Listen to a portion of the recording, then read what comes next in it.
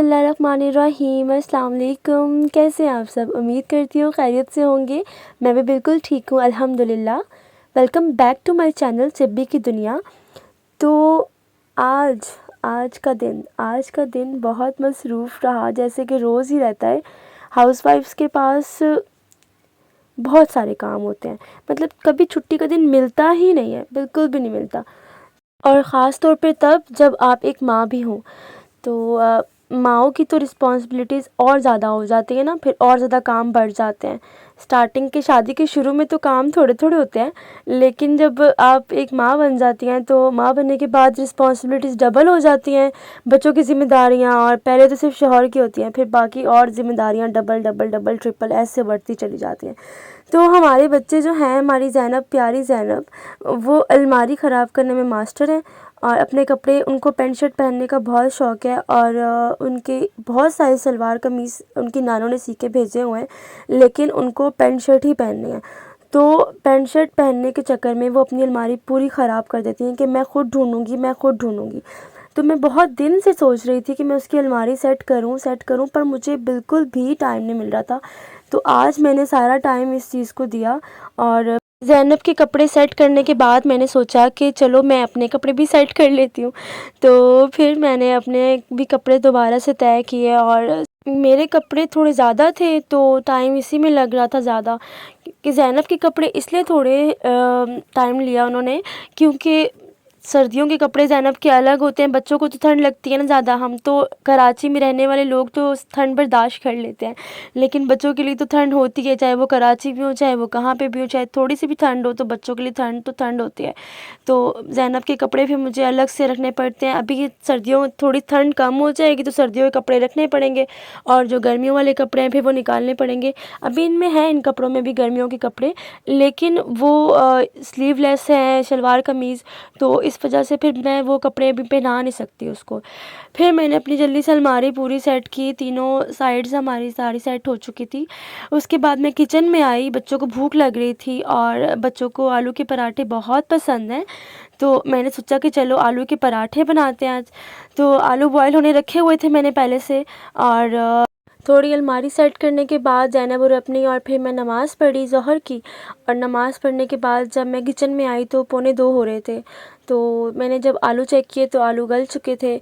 आलू को मैंने जल्दी से मैश कर लिया, और उसमें जो मैंने प्याज कटा हुआ रखा था, प्याज और हरा मसाला, यानी कि हरा धनिया और हरी मिर्चें मैंने कटिंग करके रखी हुई थी, और साथ में नमक और पिसी हुई मिर्चें और कुटी हुई मिर्चें, साथ में थोड़ी सी हल्दी डाल दी थी।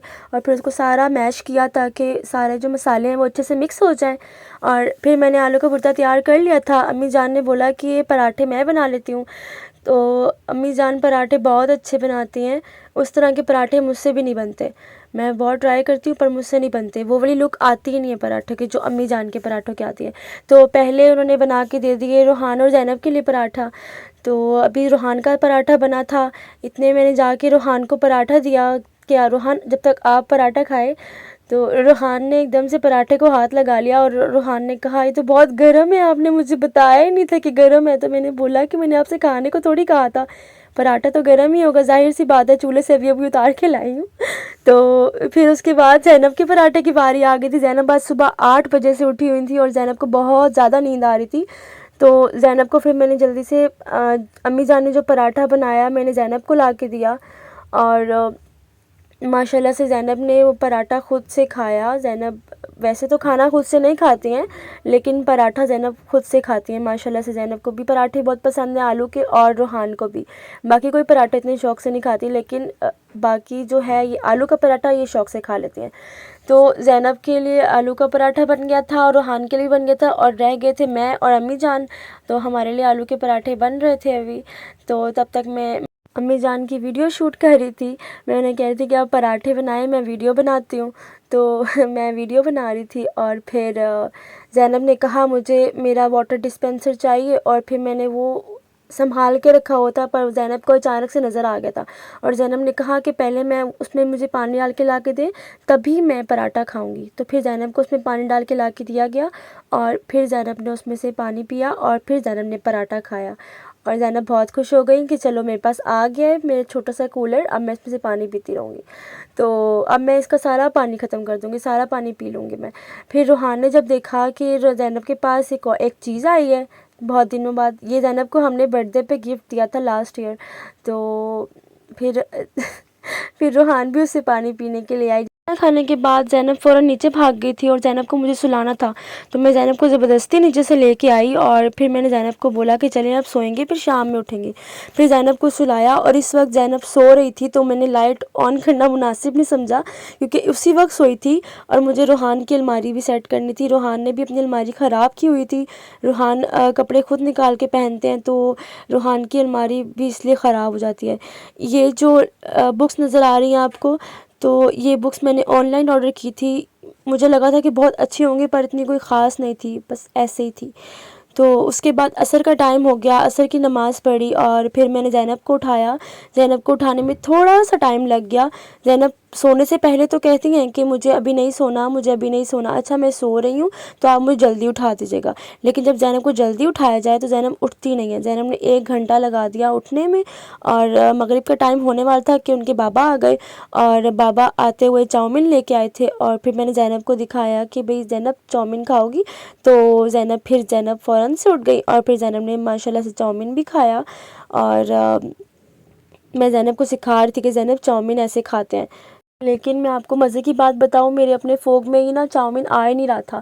तो फिर ज़ैनब कहती मम्मा मुझे फ़ोग से खाना ही नहीं है। ज़ैनब फ़ोग से खा ही नहीं रही थी, ज़ैनब ने हाथों से ही खाना शुरू कर दिया और ज़ैनब उसी को एंजॉय कर रही थी, तो मैंने सोचा कि चलो ऐसे ही खा लो आप। फिर उसके बाद मैं छत पर आई और मैं छत पे आके देखा तो ढेर सारे बच्चे थे। अनु का कज़न आया हुआ था, अनु का कज़न पतंग उड़ा रहा था और अनु, रूहान, हुज़ैफ़ा, मुहिब और मसब जो हैं वो क्रिकेट खेल रहे थे। तो मगरिब का टाइम होने वाला था। अगर आप लोगों को मेरा ये व्लॉग पसंद आया तो प्लीज़ सब्सक्राइब, लाइक और शेयर करना मत भूलिएगा। अपना ख्याल रखिएगा, दुआओं में याद रखिएगा।